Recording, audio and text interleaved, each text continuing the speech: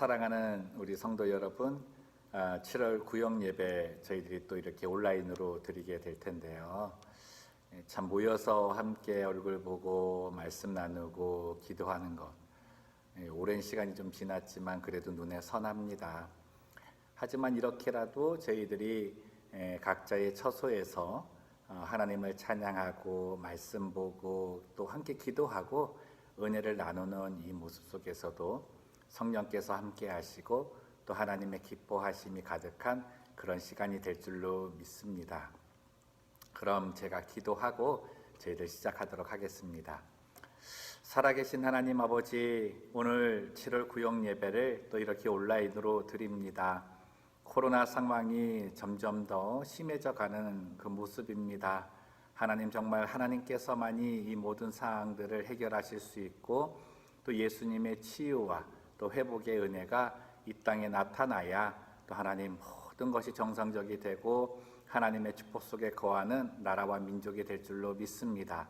특별히 주를 믿는 우리 성도님들, 이 기간 동안에 다른 것에 마음 빼앗기지 않도록 도와주시고 예배와 기도 생활에 더 적극적으로 나서서 하나님께서 우리에게 허락하시는 새 생활을 살아가는, 그래서 새 사람으로서 하나님께 영광을 돌리는 주의 백성 되게 하여 주옵소서. 감사하며 걸어가신 예수님의 이름으로 기도드리옵나이다.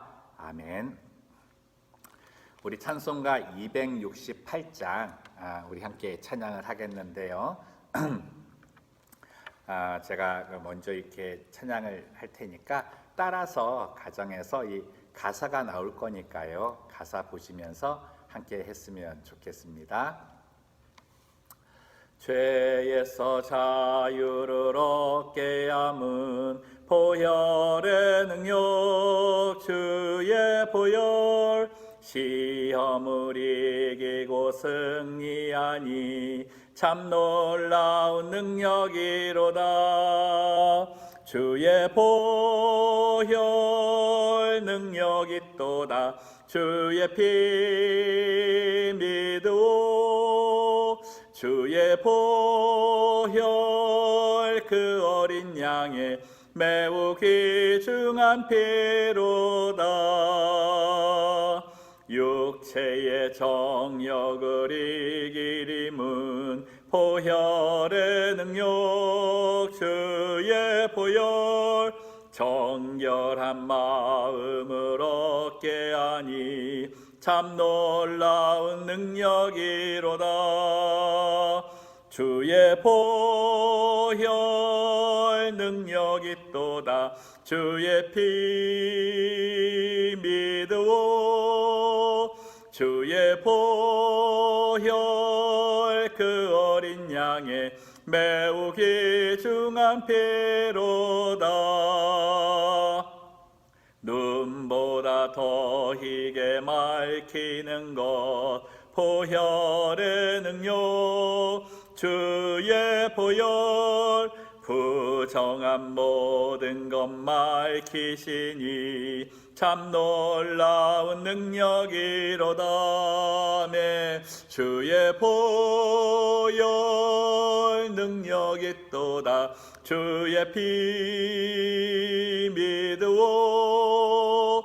주의 보혈 그 어린 양의 매우 귀중한 피로다. 구주의 복음을 전할 제목 보혈의 능력, 주의 보혈 날마다 나에게 찬송 주니 참 놀라운 능력이로다. 주의 보혈 능력이 또다. 주의 피 믿으오. 주의 보혈 그 어린 양의 매우 귀중한 피로다. 아멘. 하나님의 말씀은 골로새서 3장 1절에서 17절까지 말씀입니다. 신약성경 골로새서 3장 1절에서 17절까지 말씀 제가 읽어 드릴게요. 함께 읽었으면 좋겠습니다. 신약성경 326면에 있는데 함께 읽도록 하지요. 그러므로 너희가 그리스도와 함께 다시 살리심을 받았으면 위의 것을 찾으라. 거기는 그리스도께서 하나님 우편에 앉아 계시느니라. 위의 것을 생각하고 땅의 것을 생각하지 말라. 이는 너희가 죽었고 너희 생명이 그리스도와 함께 하나님 안에 감추어졌음이라. 우리 생명이신 그리스도께서 나타나실 그때에 너희도 그와 함께 영광 중에 나타나리라. 그러므로 땅에 있는 지체를 죽이라. 곧 음란과 부정과 사욕과 악한 정욕과 탐심이니 탐심은 우상 숭배니라. 이것들로 말미암아 하나님의 진노가 임하느니라. 너희도 전에 그 가운데 살 때에는 그 가운데서 행하였으나 이제는 너희가 이 모든 것을 벗어버리라. 곧 분함과 노여움과 악의와 비방과 너희 입에 부끄러운 말이라. 너희가 서로 거짓말을 하지 말라. 옛사람과 그 행위를 벗어버리고 새 사람을 입었으니 이는 자기를 창조하신 이의 형상을 따라 지식에까지 새롭게 하심을 입은 자니라. 거기에는 헬라인이나 유대인이나 할레파나 무할레파나 야만인이나 스구디아인이나 종이나 자유인이 차별이 있을 수 없나니 오직 그리스도는 만유시요 만유 안에 계시니라. 그러므로 너희는 하나님이 택하사 거룩하고 사랑받는 것처럼 긍휼과 자비와 겸손과 온유와 오래 참음을 옷 입고 누가 누구에게 불만이 있거든 서로 용납하여 피차 용서하되 주께서 너희를 용서하신 것 같이 너희도 그리하고 이 모든 것 위에 사랑을 더하라. 이는 온전하게 매는 띠니라.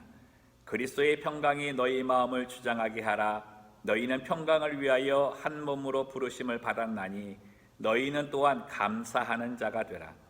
그리스도의 말씀이 너희 속에 풍성히 거하여 모든 지혜로 피차 가르치며 권면하고 시와 찬송과 신령한 노래를 부르며 감사하는 마음으로 하나님을 찬양하고 또 무엇을 하든지 말에나 일에나 다 주 예수의 이름으로 하고 그를 힘입어 하나님 아버지께 감사하라. 아멘.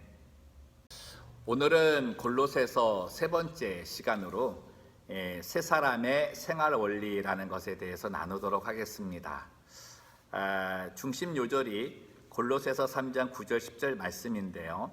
너희가 서로 거짓말을 말라 옛사람과 그 행위를 벗어버리고 새 사람을 입었으니 이는 자기를 창조하신 자의 형상을 쫓아 지식에까지 새롭게 하심을 받는 자니라. 아멘.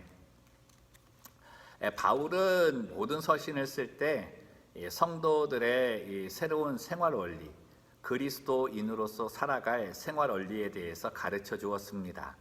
그런데 그런 모든 생활 원리 앞에 항상 강조하는 것이 무엇이었냐면 그리스도가 누구신가라고 하는 것, 그리고 그리스도께서 우리를 위해서 무엇을 하셨는가에 대해서 기술함으로 이것을 기억함이 우리가 그리스도인으로 새롭게 사는 데에 근거가 되고 또 힘이 될 수 있다 이야기를 합니다. 특별히 이제 오늘 본문은 새 사람 된 자의 생활 자세로서 위에 있는 것, 하늘에 있는 것, 하나님의 나라에 있는 것을 추구할 것에 대해서 권면을 해주고 있습니다. 그래서 옛사람이 되었던 과거의 삶을 청산하라는 그 모습은 좀 소극적인 모습, 소극적이라고 하는 것은 가볍게 여기라는 것이 아니고요, 아주 자연스럽게 일어날 수 있는 일이고, 그리고 그 모습 이후에 그 과거의 것만 지우는 것이 아니라 이제는 새 사람으로 살아가는 그 생활원리, 그 합당한 생활을 하는 그 모습도 우리에게 필요하다고 하는데, 여기에는 우리의 의지의 적극적인 모습이 나타나야 된다라고 강조하고 있습니다. 그릇된 질서를 타파한 후에 이제 새로운 질서요 대안이 우리에게 왔는데, 그렇기 때문에 바울의 오늘 이 말씀 안에 있는 한 구절 한 구절은 우리가 그냥 텍스트에서 뭐 이래야 됩니다. 뭐 이 정도가 아니고요. 교회 생활하면서 또 가정 생활하면서 또 일터에서 그리스도인으로서 이렇게 살아가는 모습이 반드시 나타나야 된다. 그래서 굉장히 구체적으로 드러나 있는 것입니다. 예를 들면은 나쁜 짓 하면 안 된다 이런 식이 아니고 나쁜 짓이 어떤 것인가 하나하나 조목조목 이야기해 주면서 우리들의 삶 속에 나타날 수 있는 그런 모습들 하나하나를 비교하고 그것이 죄악된 것임을 발견하면 어서 씻어버리고 거기서 떠나 새로운 삶의 방법을 찾아서 행하라 이렇게 이야기하고 있는 거죠. 그리스도 안에서 새 사람으로서 적극적인 신앙생활을 하는 것, 그것이 바로 새 사람의 생활 원리입니다. 그리스도를 그 마음의 중심에 모신 자는 필연적으로 그 추구하는 바와 삶의 방향이 전격적으로 변화되어 있고 또 변화해야만 한다는 거죠. 자, 그러면 저도 1번부터 한번 시작을 해보겠습니다. 사도 바울은 골로새 교인들에게 그리스도와 함께 산 자는 참 생명을 받았고 하늘나라 시민권을 가지고 있기 때문에 그리스도의 말씀을 따라 살아야 한다고 권면하였습니다. 그리스도 안에서 새 사람이 추구해야 할 일은 무엇입니까? 1절에서 3절까지 말씀 봅니다. 그러므로 너희가 그리스도와 함께 다시 살리심을 받았으면 위의 것을 찾으라. 거기는 그리스도께서 하나님 우편에 앉아 계시느니라. 위의 것을 생각하고 땅의 것을 생각지 말라. 이는 너희가 죽었고 너희 생명이 그리스도와 함께 하나님 안에 감추었음이니라. 이 성도를 새 사람이라고 하는 이유가 있습니다. 그건 성도의 옛사람이 그리스도께서 십자가에 달려 죽으실 때 바울이 앞서서 기록한 것처럼 우리 또한 우리의 옛사람이 그리스도의 십자가에 함께 못 박혀 죽었기 때문입니다. 그리고 나서 우리들이 새 사람이 된 것은 그리스도께서 그 죽음으로 끝나지 않고 3일 만에 다시 부활하셨기 때문에 그 부활하실 때 우리가 새 사람으로 다시금 예수와 함께 살아났다는 것, 그것이 바로 우리가 성도라고 하는 이름을 가지게 된 것이고 성도로서 살아가는 새로운 삶의 모습이 나타나게 된다는 거죠. 그래서 새로운 삶을 살기 때문에 우리를 옛 생활에 머무는 옛 사람이 아니라 새로운 삶을 사는 새 사람이다 라고 말하는 것입니다. 그리스도인은 그래서 로마서 6장 5절 말씀처럼 그리스도의 죽으심과 연합하여 함께 죽었고 그리스도의 부활하심과 함께 연합해서 살아난 자들이다. 꼭 그거 기억하시기를 바랍니다. 따라서 그리스도인은 그리스도와 연합해서 영적으로 중생한, 영적으로 거듭난 새 생명을 가지고 있습니다. 여러분, 이것을 우리가 이터널 라이프, 영생이라 그러잖아요. 그런데 이 생명은 그리스도와 함께 하나님 안에 감추어 있습니다. 그리고 장차 주께서 재림하실 때에 그 완전한 영광을 우리에게 보여주실 것입니다. 이 말은요, 이 성도가 영원한 생명, 영생을 가졌다고 하는 건 우리가 이 땅에 살 때에 영원한 생명을 가진 그 순간부터 우리는 이 땅에 속한 자가 아니라 하늘에 속한 자다라고 하는 것을 보여주는 거죠. 그래서 성도는 당연히 영적인 것, 곧 하늘에 속한 것을 계속 구하며 살아야 하는 겁니다. 이것이 성도가 가져야 할 새로운 삶의 목표가 되는 거죠. 땅의 것만을 생각하고 살다 보면 땅에 매여 살잖아요. 그리고 뭐 어쩔 수 없이 저희도 이 두 발 이 땅에 붙이고 살다 보면 어쩔 수 없이 먹고 사는 그 모든 것에 마음이 빼앗길 수밖에 없습니다. 그러나 그것이 삶의 목적이었던 그런 삶의 모든 결과를 보면 나중에 정말 좀 허무하다는 생각들도 참 많이 가져요. 하지만 우리가 이제 이 땅에 사는 동안에는 하나님이 주시는 공급의 은혜를 받고서 살아갈 뿐이요, 내가 이 땅에서 구할 것은 하늘의 것을 구하면서 하나님의 백성으로 하나님이 주시는 그 은혜를 체험하며 사는 것, 그것을 삶의 목적을 들고 살아갈 때 참 그리스도인의 행복감을 가질 수 있게 된다는 것입니다. 우리 모든 성도님들 그 하늘의 것을 구하며 이 하늘의 행복을 찾는 성도들 되셨으면 좋겠습니다. 그래서 우리가 사모해야 될 것이 영적인 눈이 항상 열릴 수 있도록 항상 기도하는 모습을 가져야 되는 거죠.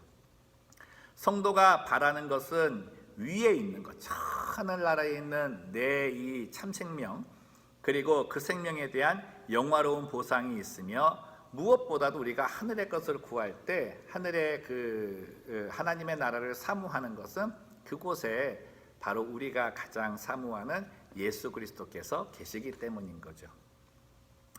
그래서 우리는 지상 생활을 하면서 영광 중에 계시는 그리스도 안에서 나타나는 새로운 생활 형태에 우리가 지배를 받고 살게 되는 거죠. 그러니까 우리가 성령의 충만을 받았다라고 하는 건 하늘의 것을 구하는 모든 자에게 임하는 성령의 다스리심을 받는다라고 하는 겁니다. 그래서 우리가 위의 것을 찾는다라고 하는 건 새로운 목표를 영광 중에 계시는 그리스도의 모습을 생각하면서 그분을 내가 닮아가야 되겠다. 그분의 살아온 그 모든 삶을 내가 따라가야 되겠다. 이러한 삶의 목적을 갖고 노력하는 것, 이것이 위의 것을 찾는다라고 하는 의미입니다. 그래서 우리들은 땅의 것을 생각하지 아니하고 위의 것만 구하게 되는데요. 우리가 그리스도 안에서 새 생명을 부여받았다고 한다면, 여러분 생명은 두 개 있을 수 없잖아요. 한 사람이 그 심장을 두 개 가지고 있는 건 아니지 않습니까? 그렇다 보면 한 생명이 있다 그러면 다른 생명은 이건 없어져야 되는 거예요. 아니 없는 거죠. 그러니까 우리가 새 생명을 받았다 그러면 옛 사람의 그 생활, 그 옛 생명은 없어진 겁니다. 이전에 죽었던 자의 그 옛 생활은 포기해야 하고 끊어버려야 하는 것이 이게 자연스러운 거예요. 그래서 바울은 이게 좀 소극적이라 그러는 거죠. 생각해 보세요. 저희가 이제 와이셔츠나 양복 같은 경우에 이제 뭐가 때가 묻어서 이제 빨래를 한다고 합시다. 여러분 우리가 이제 그럼 때 묻은 옷을 벗어서 세탁기에 집어넣는 것, 이건 자연스러운 거잖아요. 세탁기가 이제 다 빨아서 이제 돌리게 되어져 있는데, 그래서 다 빤 그 옷을 꺼내잖아요. 꺼내면 이거 그냥 옷 이제 깨끗해졌어요. 깨끗해진 것을 우리가 이제 입어야 되는데, 입는 데에 그냥 걸쳐 입는 것이 아니라 이거 입을 때 필요한 노력이 있다는 거예요. 이게 무슨 노력입니까? 그 말린 이후에 다려야 되잖아요. 그죠? 와이셔츠도 다리고 또 양복도 다려야 되고 이런 부분들이 다 필요하다는 거죠.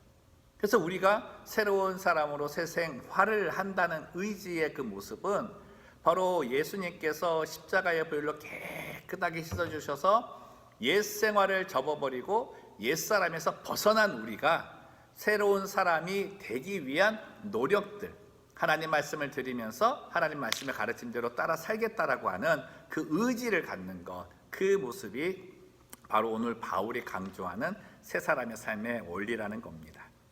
그래서 우리 안에서 생명을 날마다 소망하고 하늘의 것을 구하는 자는 이 땅에 살면서 결코 실망하지 않고요, 지금의 나의 모습과 처지가 어떠하더라도 절대 포기하지 않고 또 세상에 대해서도 부끄러워하지 않습니다.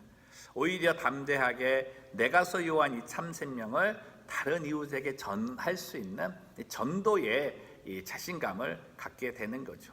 우리 모두가 이 모든 소망 갖기를 바랍니다. 두 번째입니다.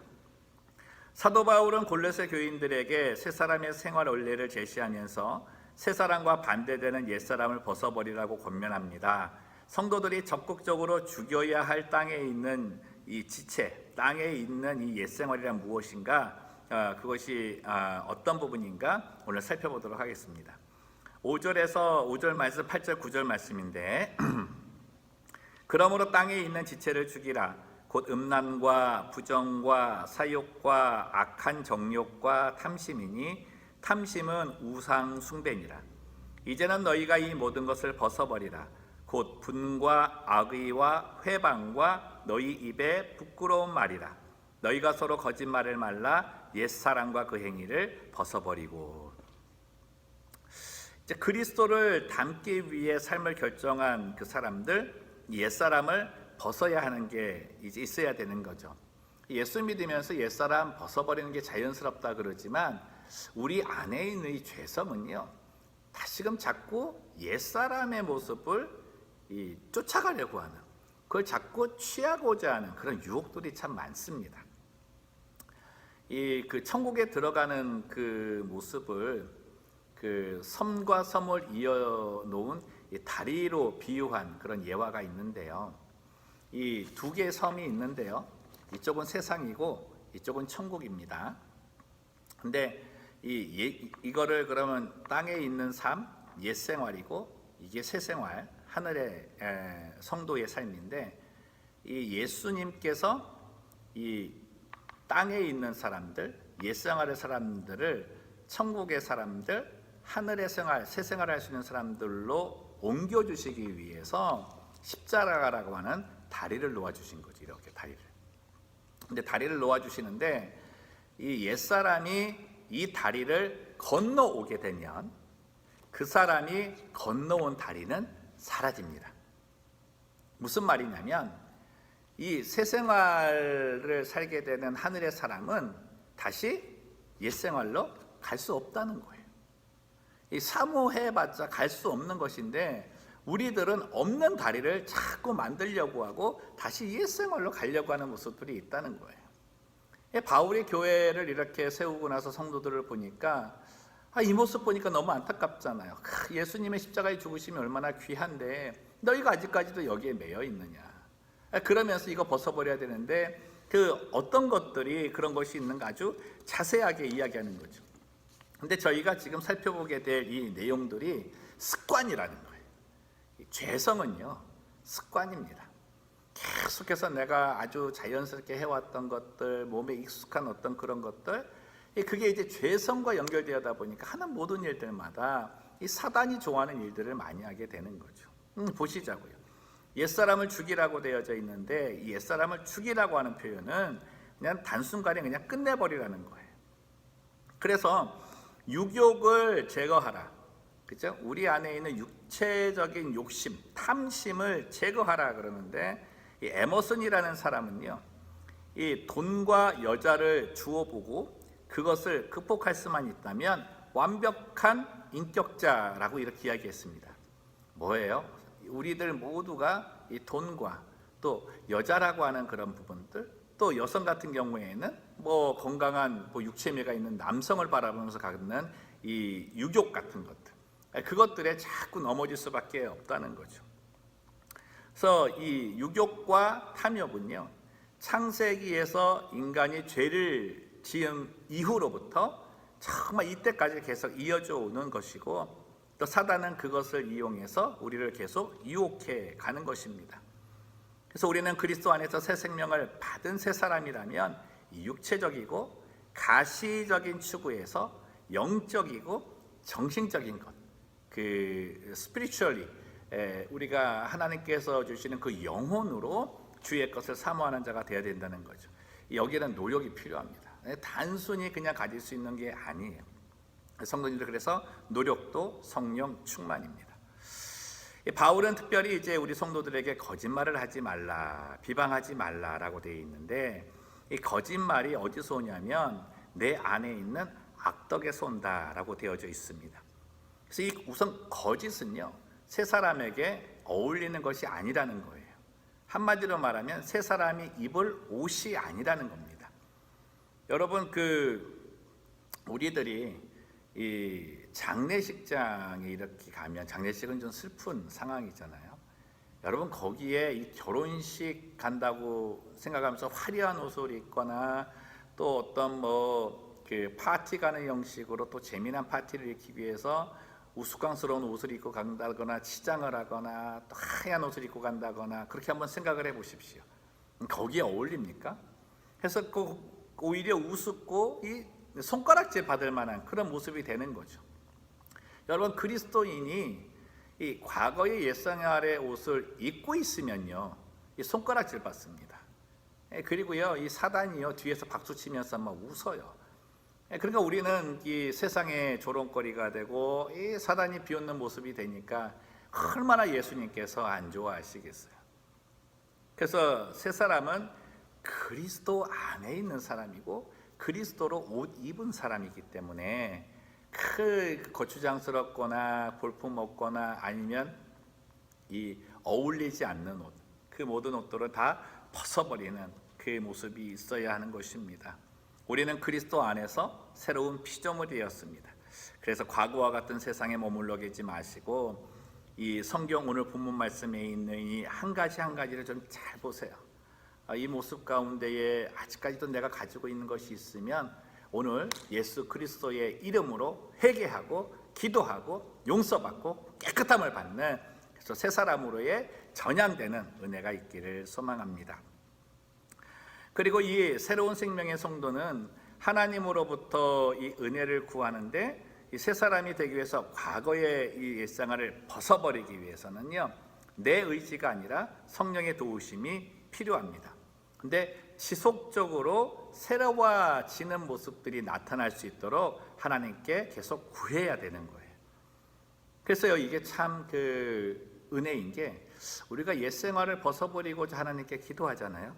그러면 하나님께서 우리 안에 이 옛 생활, 죄된 모습을 좋아하던 것을 엽겹게 느끼도록 만듭니다. 엽겹게 느끼도록. 어떤 분이 이 술을 좋아하셨는데 결혼한 이후로 하루도 빼지 않고 술을 드신 분이 계셨습니다. 진짜 하루도 안 빼놓고 술을 드셨대요. 근데 그런 분이 이제 사업이 좀 굉장히 힘들어가지고 너무 괴로워서 이제 아내는 계속 신앙생활을 했는데 아내가 다니는 교회에 한번 가보고 싶었답니다. 근데 또 이제 자존심이 있는지 아내하고 낮 예배 때 가기는 좀 그래서 이 새벽 예배라는 게 있다 그래가지고 새벽에 몰래 한번 갔대요. 근데 거기 가서 새벽 예배 때 간 그날 은혜를 받은 겁니다. 무슨 말씀인지는 잘 이해는 되지 못하지만 뭔가 모르게 마음에 이 터치가 일어나면서 자기도 모르게 예수님을 믿겠다 그랬다는 거예요. 그런데 이제 그 이후부터 성경 말씀을 보기를 시작하는데 하나가 뭐냐면 너희 염려를 다 주께 맡겨라. 주님이 다 공고하신다. 다 책임지신다. 이 말씀을 들은 거예요. 그러고 나서 또 하나 말씀드린 게 뭐냐면 술 취하지 말라. 이는 방탕한 것이니 오직 성령의 충만을 받으라. 앞에 부분은 이제 지금 사업이 어려우니까 막 붙들 수 있는 마음이잖아요. 그래서 이 말씀 좋다라고 하는데 이 뒤에 부분, 이 술 취하지 말라고 하니까 부담이 되더래요. 그런데도 어떻게 해요? 이 문제를 해결하기 위해서 그래, 내가 요 말씀 두 말씀을 한번 붙들고 내가 한번 해보자. 기도가 뭔지를 알겠어요. 그냥 예수님 도와주십시오. 이 정도로 기도를 했죠. 근데 이제 365일 술을 드시는 분들은 혼자 드시지 않잖아요. 항상 술 친구가 있어요. 자기가 누구를 부르든지 누가 자기를 부르든지 그러는데 그렇게 결심하고 나서 그 다음 날도 새벽 예배를 갔다 왔답니다. 그 저녁에 술 친구들이 자기를 불러내더래요. 자연스럽게 나갔답니다. 말씀이 이렇게 있지만 그게 계속 갖고 있겠어요. 자연스럽게 나가서 이제 술을 먹으려고 하는데 이 술이요, 그렇게 쓸 수가 없더래요. 이거는 어떤 한약 같은 거 쓴 한약이 있잖아요. 근데 이거 말로 표현할 수 없을 정도로 쓰고, 그래서 자기도 모르게 입에 넣었다가 뱉었답니다. 그 이후로부터 술을 안 드세요. 그리고 또 하나는 뭐냐면 이 술을 먹으면은 또 기분도 좋아지고 해소도 되고 또 이런저런 그냥 횡설수설하면서 풀기도 하고 그러잖아요. 그 다음날 아침 되면 머리가 깨지듯이 아프고 몸이 괴로웠대요. 그런데 술을 안 먹고도 다음날 아침에 기분이 좋아지더라는 거예요. 마음이 평안해지고, 그래서 생각할 때, 술 안 먹고도 이런 기분, 이런 마음 가질 수 있구나. 그럼 괴롭게 술을 내가 왜 먹겠느냐. 첫째는 역겨워서 못 먹고, 두 번째는 이 새롭게 변화된 자기 모습 때문에, 몸 상태 때문에 안 먹고, 그래가지고요, 그때부터 지금까지 안 드시고 계세요. 여러분, 우리가 옛 생활을 벗어버린다 그럴 때, 이거 버려야지, 벗어버려야지, 이거 안 해야지, 그런 마음 갖는 것도 필요하지만 성령께 도움을 구해서 내 의지로 안 될 때가 있어요. 나도 모르게 그거 또 저지를 때가 있을 때 성령의 은혜로 내 마음의 의지를 붙잡게 해주셔서 옛 생활에 다시 발을 들이지 않도록, 그걸 찾지 않도록 도와달라고 간구해야 합니다. 그럴 때 우리 삶에 이 과거에 묶여있던 그것에서 자유함을 얻는 은혜를 볼 수가 있는 거죠. 이것을 우리는 신앙이 성숙해 간다라고 하는 겁니다. 자, 그러면 3번 문제 넘어가겠습니다. 사도 바울은 골로새 교인들에게 죄로 물든 옛사람을 벗어버렸다면 이제는 새사람을 입으라고 권면합니다. 바울이 제시하고 있는 새사람은 하나님의 형상을 쫓아 지식에까지 새롭게 하심을 받은 자입니다. 새사람이 옷 입어야 할 성품은 무엇입니까? 12절에서 14절까지 말씀입니다. 그러므로 너희는 하나님의 택하신 거룩하고 사랑하신 자처럼 긍휼과 자비와 겸손과 온유와 오래 참음을 옷 입고 누가 네게 혐의가 있거든 서로 용납하여 피차 용서하되 주께서 너희를 용서하신 것과 같이 너희도 그리하고 이 모든 것 위에 사랑을 더하라. 이는 온전하게 매는 띠니라. 예수 그리스도께서 십자가에 죽으시고 다시금 부활하게 되신 것은 우리들 앞서서 먼저 보여주신 겁니다. 그래서 예수 그리스도의 부활은 이 첫 열매라고 말씀을 하시는데요. 그렇다면 우리 1차적으로 이 십자가의 죽으심과 함께 옛사람이 죽었다고 앞에 나누었잖아요. 그러면 말씀드린 것처럼 이제는 이 벗어버린 것, 이제 그것이 새로 빨게 되었으니까 그리스도의 그 옷, 그리스도를 통해서 새롭게 변화된 그 옷을 우리가 이제 입는 거예요. 그 입는 그 작업, 그것이 새 사람이 되는 모습인데 그 새 사람이 되기 위해서 우리가 어떠한 일을 해야 되는가, 그거 어떤 것을 이렇게 이제는 그거를 이제 우리가 얻기 위해서 뭐라 그럴까, 이제 소유하기 위해서 노력해야 되는가, 이제 그거 보는 겁니다. 그리스도인들이 마땅히 함양해야 할 기본적인 덕성들이 오늘 본문에 나와 있는데요. 이 덕성들을 가만히 보면 하나의 열매에 부합되는 것 같아요. 다 부가되는 것 같아요. 그게 뭐냐면 사랑이라고 하는 겁니다. 이 맨 처음 언급된 긍휼이라고 하는 건 어려움을 겪고 있는 자에게 나타내는 사랑입니다. 즉 동정을 뜻하는데요. 이웃을 긍휼히 여기는 자는 하나님께 긍휼히 여김을 받습니다. 이게 예수님께서 가르쳐 주신 팔복의 말씀의 은혜, 팔복의 말씀의 축복인데, 그래서 우리는 다른 사람을 항상 돌아보는 동정의 마음 가져야 돼요. 근데 이 동정이 내가 저 사람보다 낫고 위에 있고 하는 어떤 교만한 마음, 그런 것이 아니고요. 정말 예수님께서 그 하나님의 아들이심에도 불구하고 가난한 자, 어려운 자에게 오셔가지고 찾아가셔가지고 돌아봐 주신 것처럼, 그들의 눈높이에 맞춰서 그들 마음을 따뜻하게 주신 것처럼 그런 위로가 담긴 동정을 말하는 겁니다. 다음에 언급된 자비는 친절하다, 상냥하다는 의미입니다. 여러분, 그래서 예수 그리스도를 믿는 우리들은요, 친절해야 돼요. 그리고 상냥해야 돼요. 진짜 그냥 그 아주 기분이 나쁜 그 상황에 있는 사람도 그리스도를 만나면 마음이 이렇게 싹 풀어져야 돼요. 그래서 저 친절함을 보면서 아휴, 나도 저랬으면 좋겠다, 이런 마음을 갖게 해야 됩니다. 우리 성도님들 가정에서, 일터에서 친절하고 상냥한 모습으로 대해 주시기를 바랍니다. 그리고 겸손이 있는데, 이 겸손이라고 하는 건 본래 노예의 비천함입니다. 그러니까 내가 노예라고 하는 생각을 가지고 겸손의 모습을 보이라는 거예요. 그래서 신약에서는 이웃을 섬기는 사랑의 정신을 가리키는 용도로 사용됐는데, 그리스도인들은 그리스도의 성품인 겸손을 항상 마음에 품어야 합니다. 이 겸손이라고 하는 부분이 있어야 동정도 의미가 있고요. 다른 사람에게 베푸는 구제도 그 속에서 하늘의 은혜를 나눌 수가 있습니다. 네 번째는 온유라고 나오는데, 이 온유는 부드러움입니다. 그러니까 이게 자비하고 또 다른 부분인데, 연약한 게 아닙니다. 연약한 게 아니고 내 내적인 부분이 좀 단단하기 때문에, 무언가 허전하지 아니하고 무언가 채워져 있기 때문에 밖으로 드러날 때는 다 수용할 수 있는 마음입니다. 이게 온유입니다.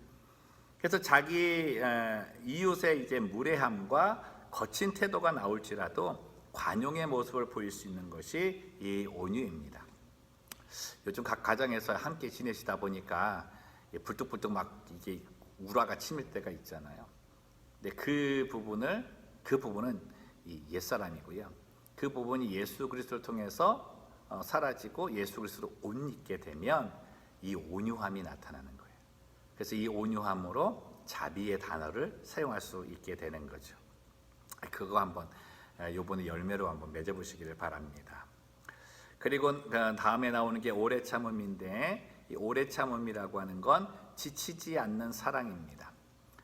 기분 좋을 때는 잘 대해주고 기분 나쁠 때는 안 대해주고 뭐 상황 좋을 때는 사랑이라 그러고 그러지 않을 때는 그냥 내 마음대로 해버리는 거. 여러분, 이거는 사랑이 아닙니다. 성령의 열매 가운데서도 사랑이라고 하는 표현 안에 이 인내, 오래 참음이 들어가 있습니다. 그래서 이것은 하나님의 성품입니다. 그래서 하나님께서 우리를 오래 참아주시잖아요. 우리의 상황이 어떠하든 간에 오래 참아주시는 그 성품을 그리스도인들이 꼭 지녀야 될 덕성이라고 바울은 강조를 하고 있는 거죠. 축복합니다. 오래 참음의 성품을 소유하는 성도들 되시기를 예수님의 이름으로 축복합니다. 또한 성도는 다른 사람에 대한 용서를 해야 되는데, 용서가 이제 나를 위한 것도 있다 그랬잖아요. 그죠? 내가 저 사람 용서해 버리고 나면 내가 편하니까. 용서하지 않으면 저 사람은 저 사람대로 사는데 나만 괴로울 수 있다. 뭐 그런 건데요. 또 하나의 의미가 뭐냐면 용서는 타인과 조화를 이룰 수 있도록 만드는 거예요. 진짜 볼 때마다 과거에 나한테 상처 준 것이 생각날지 모르지만 그거를 십자가에 그냥 못 박아 버리세요. 못 박아 버리고 그냥 죽은 거예요. 그냥 그 상황으로 막 화를 내고 울분 데는 나는 죽은 거예요. 죽고 예수님께서 내게 담아주시는 이 용서의 마음으로 다시 산 거예요. 다시 살아서 내게 상처 준 사람이 있다 할지라도 또 그를 위해서 기도해주고 그를 위해서 또 이 상냥한 말, 또 온유한 모습을 보여주고, 이렇게 될 때 무엇이 나타납니까? 조화가 나타나는 거예요. 하나됨이 나타나는 거예요. 그래서 바울이 말하는 교회 안에 결합되고 연합되고 하나 된다는 얘기는 이 용서의 마음으로 다시금 그에게 손을 내밀 때 가능한 것이라 그럽니다. 그게 바로 예수 그리스도께서 죄인된 우리들에게 손을 내미신 화해의 손길이 되는 거죠. 그 은혜가 있어야 됩니다. 마지막으로 바울은 이 모든 성품 위에 사랑을 더하라, 사랑이 첨가되어야 한다고 강조합니다. 사랑의 원료는요, 우리의 가지고 있는 좋은 마음, 인간의 사랑 아니에요. 하나님의 사랑입니다. 그래서 이 하나님께서 나를 사랑하셔서 죄인된 나를 구원하여 주셨다라고 하는 그 은혜가 너무 크게, 여러분 이 은혜가 정말 크게 다가와야 이 새로운 사람이 살아가는 생활 원리, 그리고 꼭 습득해야 돼야만 하는 이런 성품들, 덕목들을 다 가질 수가 있어요. 여러분이 하나님이 주신 그 사랑의 은혜를 잊어버리면요, 잘 들으셔야 됩니다. 앞에 나온 이 모든 덕목들이 내 자랑, 그리고 넘어서서는 그 하나님은 사라지게 되고 나만 내세우는 교만의 모습으로 나타날 수 있습니다. 그래서 무엇보다 우리는 하나님의 사랑이 내가 사랑을 베풀 수 있고 모든 덕목을 표현할 수 있는 기본적인 힘이다, 원동력이다, 그것을 믿으시고 하나님의 은혜에 날마다 감사하는 연습을 하는 우리가 되었으면 좋겠습니다. 이 뒤에도 나옵니다. 그래서 이것을 베드로는 모든 성품, 이 베드로후서 1장 4절에서 7절이 이제 신의 성품에 대해서 나오는데, 모든 것 뒤에 이 사랑을 더해야 된다, 사랑이 입혀져야 된다, 그럴 때 가능하다 했습니다. 그래서 우리가 정말 하나님의 사랑을 가진 자로서 모든 것 위에 이 사랑을 넣어서 첨가해서 정말 덕목에 맛을 낼 수 있는, 참맛을 내는 새 사람의 삶이 되었으면 좋겠습니다. 마지막입니다. 사도 바울은 새 사람의 의복을 입은 성도들에게 참된 그리스도인으로서 어떻게 신앙생활을 할 것인가에 대한 여러 가지 교훈을 주고 있습니다. 그중 그리스도와 관련된 교훈은 무엇입니까? 이렇게 돼 있습니다. 이제 덕목을 가졌잖아요. 이제 새 사람으로 살아갈 수 있는 어떤 그런 요소들을 우리가 이제 영양분을 가졌어요. 그럼 그 영양분을 가졌을 때 이제 표현되는 것, 밖으로 어떻게 표현됐는가, 그거를 살펴볼 건데 15절 17절 말씀입니다. 좀 중요한 부분인데, 그리스도의 평강이 너희 마음을 주장하게 하라. 평강을 위하여 너희가 한 몸으로 부르심을 받았나니 또한 너희는 감사하는 자가 되라. 그리스도의 말씀이 너희 속에 풍성히 거하여 모든 지혜로 피차 가르치며 권면하고 시와 찬미와 신령한 노래를 부르며 마음에 감사함으로 하나님을 찬양하고 또 무엇을 하든지 말에나 일에나 다 주 예수의 이름으로 하고 그를 힘입어 하나님 아버지께 감사하라. 자, 몇 가지 드립니다. 이제 우리가 이거 새 사람으로서 옷을 입고 살아갈 때 우리가 이제 삶 속에서 느끼고 표현해내는 건 첫 번째로 그리스도의 평강이 내게 있어야 됩니다. 뭐 이런 거 교회 생활하고 신앙생활 했는데 불안하다고 한다면요, 이건 겉껍데기의 신앙이에요. 예수 그리스도께서 내 안에 계시고 하나님의 구속의 은혜가 내게 있다라고 생각하는 사람은 예수 안에 있는 사람이거든요. 예수와 함께하는 사람이라고요. 평강입니다. 평강. 그런 그 특징이 평강이에요. 예수가 나와 함께 있다. 평강입니다. 사랑하는 성도 여러분, 예수 안에서 평강이 있는 그런 신앙생활 하시기를 주님의 이름으로 축원합니다. 이 평강이 내게 있을 때 이 평강을 다른 사람에게 나누어 주는 삶, 그 삶이 그리스도인의 삶이라는 거예요. 어떤 걱정하는 사람이 있는데 이 뭐 옆에 찾아갔는데 이 걱정에 더 걱정을 끼쳐드리는 사람들이 있어요. 이 말끝마다 그냥 뭐 더 안 좋은 얘기하면서 어떡하냐 하는 사람이 있는데 별 필요 없는 사람입니다. 그리스도인 아니에요. 큰 일이 있을 수 있음에도 불구하고 그 일을 만져주실 수 있는 분이 하나님이시다. 그 예수 그리스도시다. 성령께서 도와주신다. 그런 말들로 계속 겉면에서 해주는 자, 그 자가 그리스도의 평강을 전하는 겁니다. 앞에 말씀드릴 때 옛 생활을 벗어버리는 그 속에 지식에까지 벗어버리라 그러잖아요. 지식까지도 버리라 그러라고. 옛사람이 그 사람의 그 특징이 뭡니까?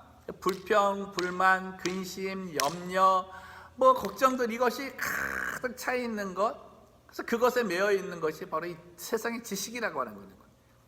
그 지식을 가지고 이런저런 정보 가지고 오면서 답을 찾는다고 하지만 그 답의 마지막이 평강을 찾는 게 아니고요, 그 어떤 문제들을 다 발견해내서 부풀리는 그런 것이 세상의 지식이라고요. 그 지식까지도 다 저버리고 우리 이 안에 일어나는 모든 문제들, 우리의 마음을 요동케 하는 그 문제를 해결할 수 있는 것이 뭐예요? 새로운 지식. 그게 오늘 말씀에 나오는 그리스도의 말씀이 바로 우리의 삶에 해답이 될 수 있다 말씀하고 있는 것처럼, 그렇기 때문에 우리가 그리스도의 말씀이 해답임을 믿고 그리스도의 말씀이 내 안에 풍성히 거할 수 있도록 날마다 말씀 충만하며 사는 모습, 그 모습이 새 생활의 모습이고, 그 말씀이 내게 충만해지잖아요. 여러분, 예수로 충만하다는 얘기는 말씀으로 충만하다는 겁니다. 그래서 다른 사람이 어려움이 있을 때 이 말씀을 가지고 권면을 하고, 말씀을 가지고 하나님의 약속하셨으니까 말씀 붙들고 기도하자고, 그래야 그에게 평강이 임하는 거죠. 여러분, 그런 은혜가 우리에게 노력으로 나타나기를 소망합니다. 그래서 이것을 가지고 서로 나눌 때 이제 우리 안에는 하나님 앞에 감사함이 넘치는 거예요. 여러분, 하나님께 감사를 표현할 수 있는 건 많잖아요. 뭐 입술의 고백으로도 그냥 감사합니다 할 수 있고, 기도하면서도 감사할 수 있고, 또 물질로 또 우리가 하나님께 감사하는 서원제라든가 감사제를 올려드릴 수 있는데, 가장 그 하나님께서 좋아하시는 거는 찬송입니다. 찬송. 오늘 이제 저희가 앞에서 찬송하세 찬송하세 주님 나를 구하셨네 이제 했잖아요. 여러분, 그 1절부터 4절까지 가사를 다시 한번 이렇게 살펴보십시오. 이게 우리의 감사의 조건입니다. 하나님께 감사하는 찬양이 내 입에 있는 한 내 삶에 평강이 넘칩니다. 이거 진리입니다. 여러분들 이거 믿고 한번 해결해 보시기 바랍니다. 근데 내 삶에 찬양이 줄잖아요. 찬양이 끊어지잖아요. 그때부터 세상 지식 가지고 내 삶의 해결을 찾으려고 자꾸 돌아다닙니다. 그래서 이제 답 있는 것처럼 하면서 자꾸 유혹하고 딴 길로 데려가는 게 사탄이거든요. 그러니까 여러분 절대 입술 속에서 찬양을 놓지 않는, 찬양을 잃어버리지 않는 주의 백성 되기를 바랍니다. 신령한 노래로, 시와 찬미로. 요즘 그 시편 이렇게 묵상하는데 시편에 딸린 찬양이 굉장히 많아요. 여러분 유튜브에다가 시편과 관련된 찬양 이렇게 적으시면 시편과 관련된 찬양이 쭉 나옵니다. 그것만 날마다 부르셔도요 하나님이 너무 기뻐하시고 너 정말 나에게 감사하는구나 이거 그 인정해 주신다는 거예요. 한번 해보십시오.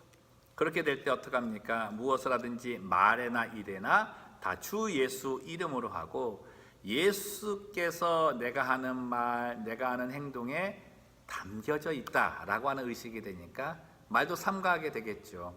일할 때도 성실하게 할 수 있겠죠. 그래서 우리의 삶은 예수의 이름을 힘입어서 하나님 아버지께 감사하는 삶의 열매를 맺을 수 있다는 것입니다. 사랑하는 성도 여러분, 그리스도 안에 있는다는 것은요, 그리스도를 중심에 모시고 그리스도께서 내 삶을 주관하도록 하는 거잖아요. 근데 그리스도의 주권은요, 내 모든 삶의 영역에 나타나게 돼 있습니다. 그리스도 안에서 삶을 사는 우리들, 여러분 상황은 좀 어렵고 그럴지라도요, 오늘부터 한번 다시 해보자고요. 하나님께 감사하자. 무슨 일이 생겨도 하나님께 감사하자. 여러분 그러할 때에 하나님의 놀라우신 은혜와 평강이 그리스도 예수 안에서 우리를 지켜주실 것입니다. 이와 같이 세 사람의 삶의 목적은 하나님을 영화롭게 하고 하나님을 영원토록 찬미하는 겁니다. 그러기 위해서 성도는 옛사람을 벗어버리고 사랑으로 자신을 단장하고 성도 간에 화합하여 한 몸을 이룸으로써 하나님께 영광을 돌려야 됩니다. 여러분 이 시기에 우리 구역들은 잘 카톡으로 연락도 하시는데 요즘 또 뭐 특별한 일이 없고 또 이러저러한 사정 때문에 서로 말하기 좀 그래서 연락을 안 하실 때 있잖아요. 여러분 그러시면 안 돼요. 그럴수록 카톡으로 또 용기 줄 수 있는 말, 또 함께 사랑을 나눌 수 있는 그런 말들 계속 이렇게 나누셔야 돼요. 그런 거 안 나누면요, 뭐 이상한 데서 카톡 오고 이상한 사람들, 뭐 세상 사람들과 카톡 나누다가 더 걱정에 근심에 빠지게 되고 낙심하게 돼요. 이 시기에 더욱더 믿음으로 연합하고 서로가 하나님 말씀 나누면서 뭐 구절 하나 보내주면서 기도할 수 있는 그런 부분들 계속 하셔야 돼요. 그 전화도 한 번씩 하세요. 전화도 한 번씩 하셔서 목소리 들려주는 것도 굉장히 필요합니다. 우리 모든 성도님들이 그런 은혜가 있었으면 좋겠는데요. 이제 적용을 위한 질문 봅니다. 주님으로 말미암아 새롭게 거듭난 성도는 날마다 새로워져야 합니다. 당신은 날마다 옛 성품과 싸우는 중에 새로워지고 있습니까? 아직도 당신 안에 극복해야 할 옛사람의 성품은 무엇입니까? 또한 이를 극복하기 위해 어떠한 노력을 하고 계십니까? 오늘 바울은 뭐라 그럽니까? 그리스도의 말씀으로 충만하게 하라. 두 번째는 성령의 도우심을 구해서 옛사람을 벗어버릴 수 있도록 옛생활을 끊을 수 있도록 도움을 구하고 나 또한 거기에 손 담그지 않도록 의지를 갖고 나가야 된다. 이렇게 얘기하고 있는 거죠. 날마다 기도와 말씀 외에는요, 우리를 거룩하게 만들 수 있는 방법이 없어요. 우리 성도님들 이거 꼭 기억하시고 행하시기를 바랍니다. 본문에서 제시된 세 사람이 입어야 할 성품 중 긍휼과 자비와 겸손과 온유와 오래 참음, 용서와 사랑이 있는데 이 가운데 특별히 부족한 동목은 무엇입니까? 혹시 타고난 성격은 어쩔 수 없어 하며 자신을 합리화시키고 있지는 않습니까? 이게 질문인데요. 여러분 타고난 성격은 어쩔 수 없어. 성격은 있습니다. 그러나 그 성격을 바꾸실 수 있는 분이 예수님입니다. 그래서 그리스도인이라고 하는 거, 예수 믿는다고 하는 건요, 단순한 체인지가 아니라 트랜스폼 되는 겁니다. 아예 다른 성질, 다른 성격, 다른 성향으로 바뀌는 겁니다. 그거 한번 체험해 보십시오. 그리고 뭐 이제 안 된다고 하는 그런 모든 것들은요, 내가 하기 싫어서 그래요. 죄성에 그냥 따라가는 게 좀 익숙하고 편해서 그래요. 그렇게 하지 마십시오. 오히려 그게 시간이 지나면 더 괴로워집니다. 예수 안에 자유함을 줬는데 다시 묶일 필요 없잖아요. 그랬을 때 내가 나를 합리화시킬 수 있는 모든 것을 다 내려놓고 하나님 앞에 나가면 되겠습니다. 평강의 왕이신 그리스도께서는 죄로 인해 깨어졌던 하나님과 인간 사이의 관계를 회복시키기 위해 화목제물로 오셨습니다. 인간관계의 문제, 죄의 문제로 갈등하고 고통받는 인간 안에 참된 안식과 기쁨을 주시기 위해 오셨습니다. 그리스도의 평강이 당신의 마음을 주장하도록 하기 위해 어떻게 해야 한다고 생각하십니까? 하나님과 우리와의 관계를 연결시켜 주신 예수 그리스도, 그분의 평강이 내 마음을 주장하도록 하기 위해서 바울이 얘기하죠. 앞서 말씀드린 것처럼 날마다 그리스도의 말씀을 읽자. 날마다 성경 말씀을 읽으며 하나님의 음성을 듣자. 그래서 그 음성을 들을 때 그게 성령을 통해서 성령이 내 마음을 다스리실 수 있도록, 그래서 옛 생활과 또 새 생활을 분별할 수 있는 신앙의 성숙을 갖자. 이것을 위해 노력할 때 아마 저희들이 그리스도의 평강이 내 안에 있고 평강을 보여주는 삶이 될 줄로 믿습니다. 오늘도 이렇게 구역 예배 함께 나누었는데요. 여러분들 이 바울이 얘기한 것 단지 많이 들으셨을지도 모르지만 그 부분들을 하나하나 적용하는 게 더 중요합니다. 그래서 내 삶에 버려야 할 것, 취해야 할 것, 부족한 것, 또 무엇이 가장 먼저인가 다시금 생각하면서 주 앞에 나갔으면 좋겠습니다. 이 시간 함께 기도했으면 좋겠습니다. 오늘 적용 질문처럼 하나님, 내가 새 사람이 되었는데 아직도 옛 생활에 머물고 있는 것이 이것들이 있습니다. 성령께서 도와주셔서 끊게 하여 주옵소서.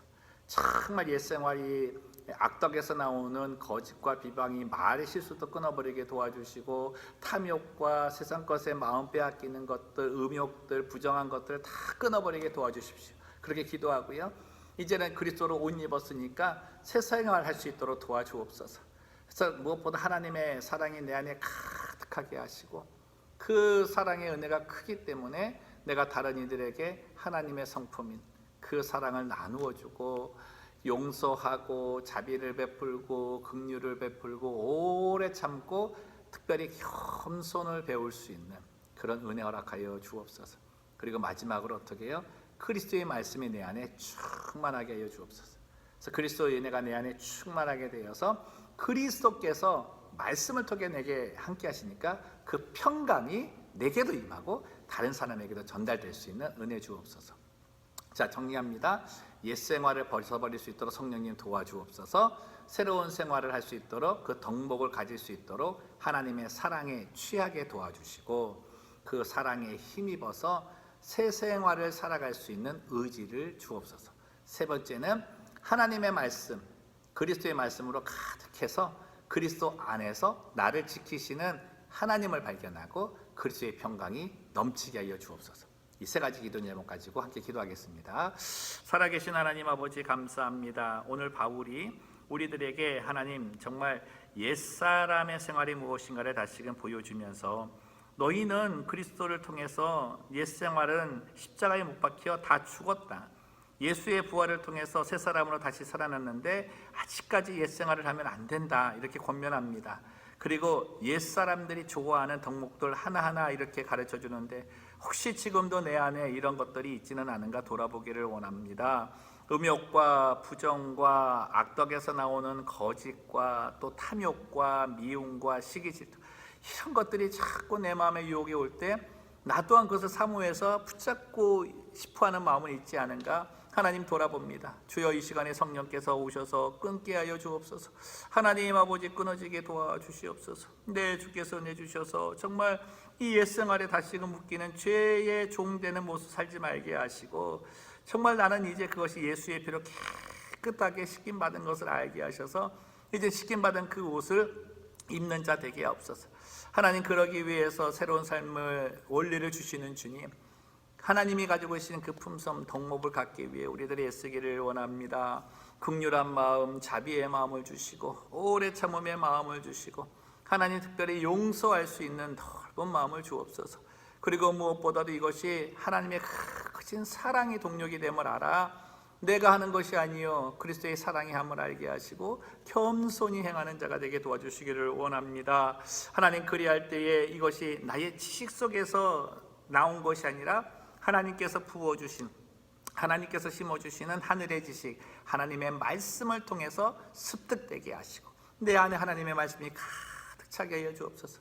그래서 어떤 것을 볼 때 이때까지 살아온 나의 삶의 노하우에 그것과 판단하지 말게 하시고 이제는 그리스도의 말씀의 풍성함으로 판단하고 하나님 그런 신앙의 성숙을 통해 무엇보다도 그리스도께서 내 안에 계시고 내 삶에 계심을 알아 그리스도의 평강이 넘치는 삶 되게 하여 주옵소서. 이 시기에 하나님 아버지 많은 것에 마음을 빼앗길 수가 있습니다. 더욱더 하나님 말씀을 붙들고 기도에 열심히 내어서 말씀과 기도를 통해 거룩하여진다고 하시는 주님, 그 말씀 붙들고 살게 하여 주옵소서. 하나님 아버지 그리스도의 평강이 우리 안에 있고 이것이 내 주변에 모든 사람들에게 나누어지기를 소망합니다. 그 삶이 될 수 있도록 인도하여 주옵소서. 예수님의 이름으로 기도드리옵나이다. 아멘. 살아계신 하나님 아버지, 오늘 또 주의 말씀을 나누었습니다. 함께 합심하여 기도한 기도의 제목을 들으시는 주님 도와주옵소서. 그리고 이 어려운 시기에 우리 모두 구역 식구들 건강을 지켜주시고 또 하나님만이 이 모든 것들을 해결하실 수 있사오니 주여 간절히 기다립니다. 어서 빨리 이 모든 문제가 해결되어서 함께 모여 예배드리고 함께 모여 교제하고 기도할 수 있도록 인도하여 주옵소서. 오늘도 새로운 삶이 우리 앞에 있고 또 그리스도로 옷 입은 새 사람의 삶이 우리 앞에 또 준비되어 있는 줄로 믿습니다. 날마다 하나님의 성품 습득하는 저희들 되게 도와주시고 일생활은 눈조차 돌리지 아니하고 우리가 하나님께 시선을 정하고 하나님의 음성만 사모하는 주의 백성 되게 하여 주옵소서. 예수님의 이름으로 기도드리옵나이다. 아멘. 감사합니다. 예배를 마쳤고요. 8월 구역 예배는 방학입니다. 그래서 또 8월 한 달간 또 날씨가 무더운 가운데도 또 건강 잘 유지하시고요. 저희들 또 이 금요 예배 또 주일 예배 아침 묵상 말씀을 통해서 그리스도의 말씀이 풍성하게 거하는 그 생활로 승리하는 우리 모두가 되기를 원합니다. 감사합니다.